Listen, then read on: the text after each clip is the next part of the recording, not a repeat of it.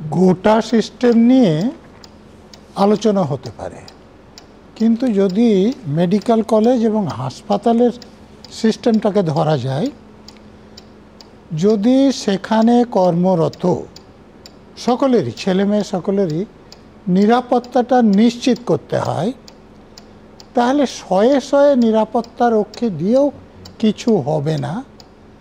নিরাপত্তা রক্ষীর সংখ্যা কম হলেও চলবে, কিন্তু তাদেরকে খুব পরিষ্কারভাবে ব্রিফ করতে হবে।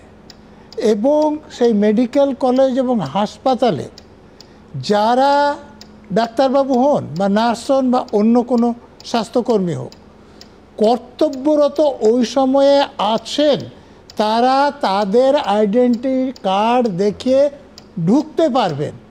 যদি না দেখাতে পারেন, ঢুকতে দেবেন না।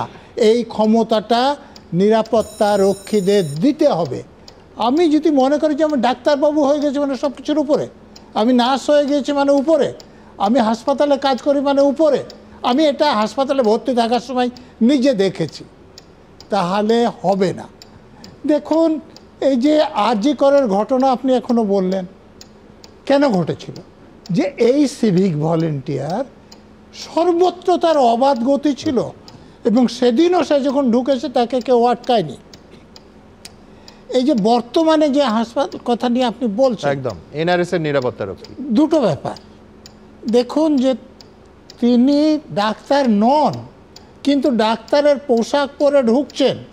তিনি ওখানে তো তার ডিউটি থাকার কোনো কথাই নয়, কিন্তু তিনি ঢুকে যাচ্ছেন।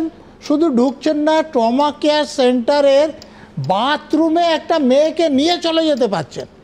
তাহলে ওখানে হাসপাতালের, মেডিকেল কলেজের প্রশাসন বলে কিছু আছে? এবং ডাক্তারবাবুদের জন্য নির্দিষ্ট শৌচাগার, এরকম নয় যে পাবলিক টয়লেট। ডাক্তারবাবু যেখানে যেতে পারেন, সেখানে একটা মেয়েকে নিয়ে গিয়ে যৌন হেনস্থা করছে। আপনি নিজেই বলেছেন কালিমা লিপ্ত। তো এই কালিমা লিপ্ত লোকগুলো কেন নিযুক্ত হয় এটা আপনি ভালো করে জানেন। এ উপলক্ষে আমি আর একটা কথা বলতে চাইব।